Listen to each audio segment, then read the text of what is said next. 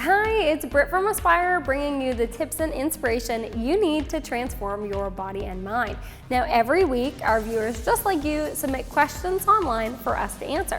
Now, this week's question is an amazing question, and it's how do you overcome binge eating?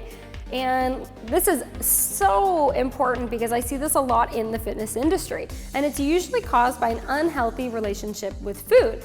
So restricting and limiting your calories so much that your body is starving for nutrients. Now, there's no single cause for binge eating, but potential causes have been linked to lack of control, depression, anxiety, trouble at home, or even an unrealistic ideal of a healthy body. And people tend to binge on foods higher in fat and sugar that stimulate those feel-good hormones that help buffer the negative emotions. Now, while I'm no expert in binge eating, what I have found to be beneficial for my clients are to start taking fish oils.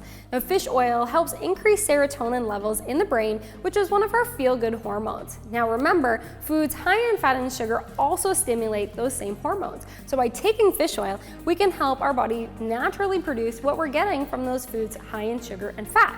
Now, there's been tons of studies on fish oil, but one of my favorites is that in 1999, there were 30 manic depressive patients who took 10 milligrams of fish oil for 4 months, and a whopping 64% noticed a huge improvement.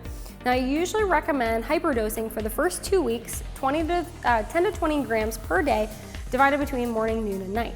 Secondly, for those who tend to binge eat, I usually increase their protein to 0.8 to 1 gram per pound of body weight. So for example, if you're 150 pounds, I'd recommend 120 to 150 grams of protein per day.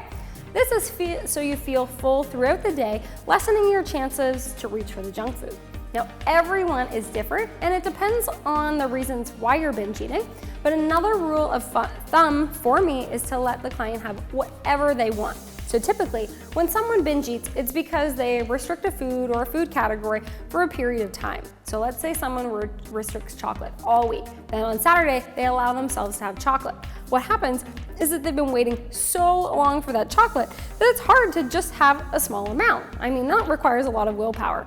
So especially knowing that you wouldn't be able to have it for another week. So when you let yourself have that food in moderation, you're less likely to binge.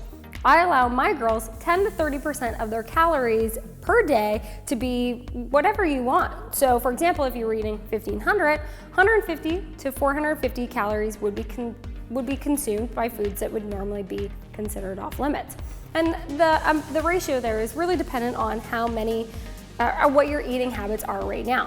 So I really hope you enjoyed this video on binge eating. And if you have any further questions about your own nutrition issues, feel free to message us on Facebook or send me a personal email at britt@aspiretnl.com, and I get back to all of my emails that get sent. So thank you so much for watching, and if you enjoyed this video and found it useful, please share on Facebook or share it with your friends, and we'll see you next time.